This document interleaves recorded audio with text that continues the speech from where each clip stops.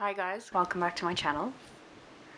Today we're doing my September, I always say this wrong, my August wrap-up and my September TBR. I didn't read that many books in August, but I read more books in August than I read in the previous months.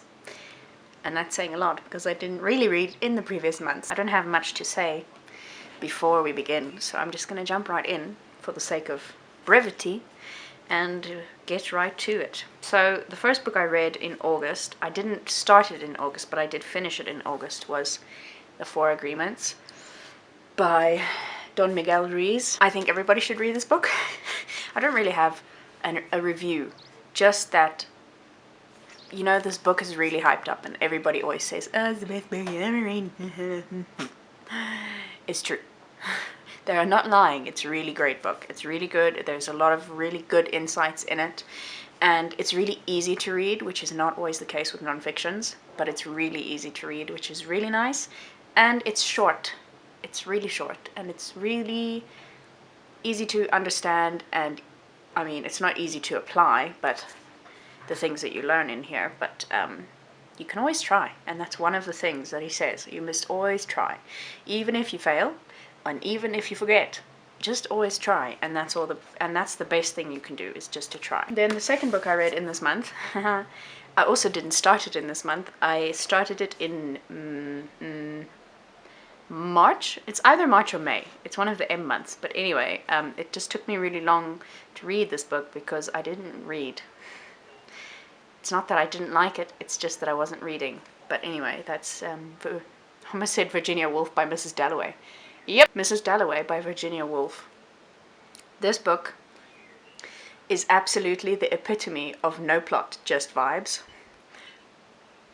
And even in saying that, I'm kind of lying, because there is a plot, but not really. So it's more just no plot, just vibes. But there's not really vibes, because you're just in people's thoughts the whole time. So it's no plot, just thoughts. I'm coining that. It's my new term. No plot, just thoughts. It's really good. It's really interesting. Obviously, if you read it, and if you have read it, you'll know why Virginia Woolf was so kind of... She's kind of underread in, I suppose, modern society. But also because, or that why people hold her so like high on their lists of writers, of standards and things, because nobody else writes the way that Virginia Woolf writes. And it's crazy and it's really hard to understand sometimes, but it's amazing and it's so beautiful. If you like no plot, just vibes books, or books that are set in the early 1900s of England, I mean, like, basically London, so early 1900s London, or you like reading about people's thoughts, or you like reading about the goings-on of people from early 1900s London, then you'll like this book. And if you don't mind being confused sometimes by what is being written, this is the book for you. If not, maybe give this one a miss. It's, I think, Virginia Woolf's shortest book, so if you can't make it through this one, I don't know if you'll be able to make it through the others, but I think the others are not as thought-based as this one is. I don't know, I haven't read any of her other books, but anyway, that's this one. I was gonna be brevitus, I don't know if that's a word, but I was gonna be brief, and look at me now, going on about Mrs. Dalloway for several more minutes. Then the third book I read in this month is Bewilderment by Richard Powers. This book is about a man and his son. His son has autism, and they recently lost his mom / the man's wife. She recently died, and this book basically deals with how they're coping with the death and the loss of the mother, and how they're trying to find a kind of treatment that will help the son deal with his autism better. It seems like a really tragic story from everything I've just told you, but it is actually a really nice story. It's actually a really sweet story between a father-son relationship, and how they cope with the loss of the mother / wife in the family, and all the things that they go through together. and how much they actually really love each other, even though they fight, and even though the son is a bit of an asshole sometimes. It still is a really nice book. So those are the 3 books that I read in August. I did start reading this book that I'm going to talk to you about now, which is The City of Mist by Carlos Ruiz Zafón. I did start reading it, but obviously, as you can see, I haven't finished it, so I can't add it in my August wrap-up. So this is my segue to moving into my September TBR. This book is a collection of Carlos Sis's, the apostrophe S gets me every time, his short stories that he wrote that have never been published before. So this is a collection of his short stories. If you've ever heard of the Shadow of the Wind series, he wrote that. I have only read 2 of his other books, one of them being The Labyrinth of Spirits, which is part of the series, but it's the last one, I think. But you don't have to read them in order. And the other one that I have is The Prince of Mist, which is one of his more teen fiction kind of books. Both were really good, really intriguing.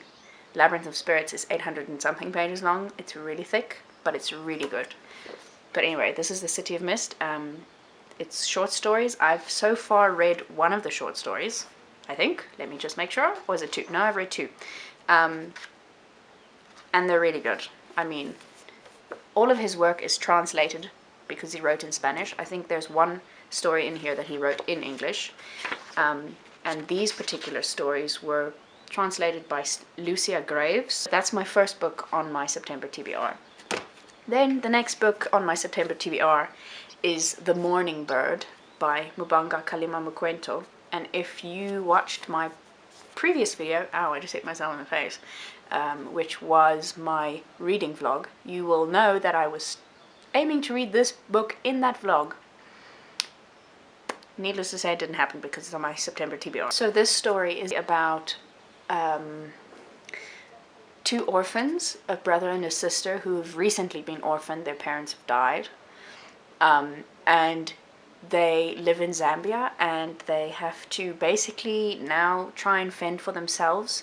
They could go and live with their extended family, but their extended family is abusive, so they don't actually really want to go and stay with them. So they have to try and make a choice between, do we go and live with this family where we know we'll be taken care of, but also will probably be abused, or do we try and fend for ourselves and live on the streets and kind of slip into the cracks of society?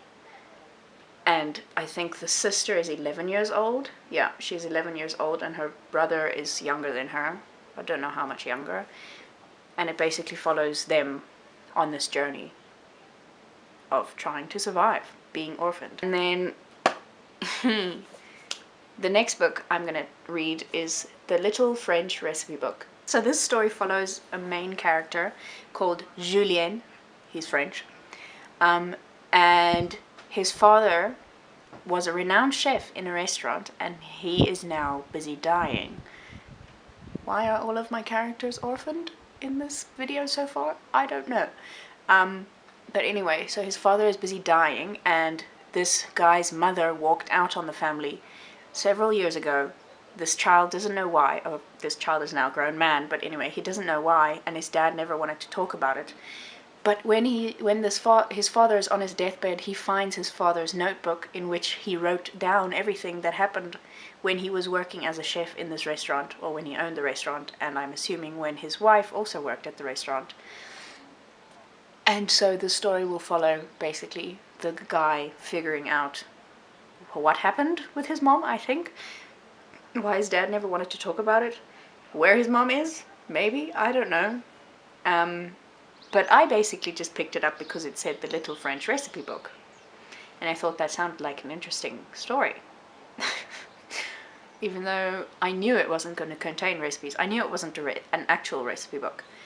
But it does have recipes in it, and I might actually make some of them. The next book, if you'll notice, all of my books are really skinny this month because I'm just trying to read as many books as possible, and thin books I read faster because there's less of it to read. So don't come for me.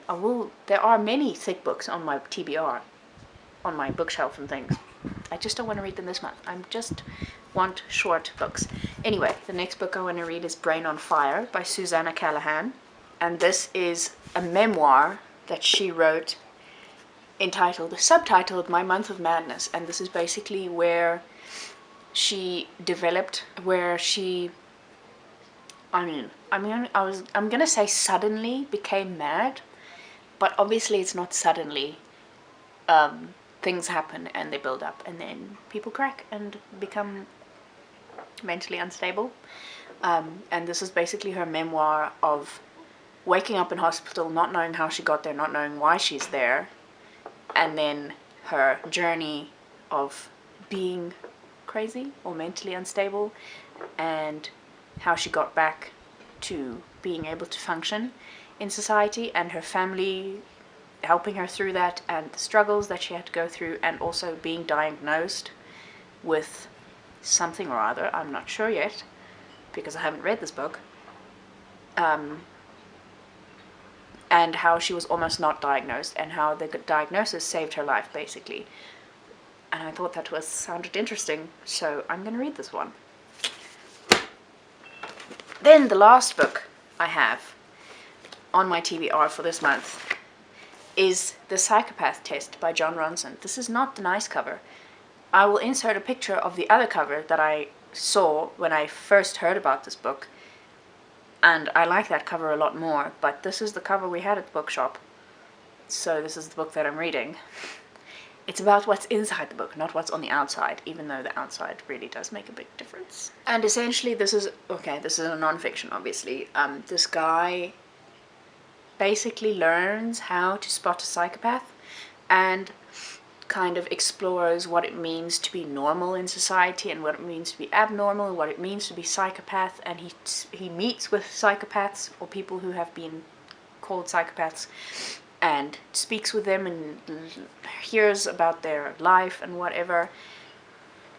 And as honestly, the only reason I actually want to read this book, or the first thing that intrigued me about reading this book, was the cover that I saw, not this cover, the other one, and the title, because it's catchy and it sounds intriguing.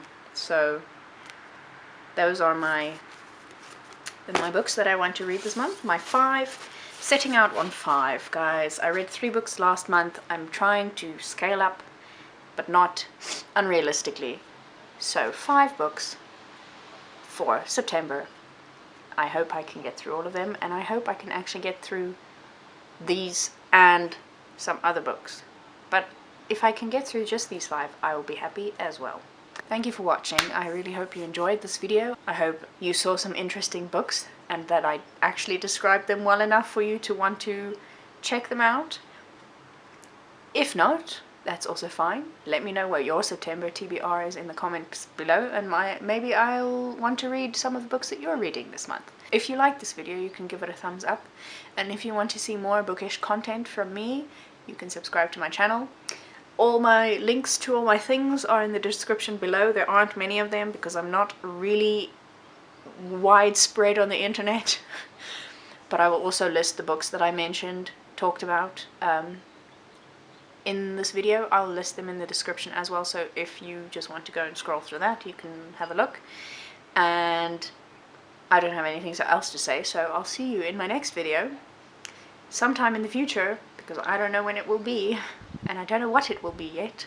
I'm gonna shut myself up now, so thank you for watching, and I hope you liked it, and I hope you have a good day, or night, or morning, wherever you are. Bye.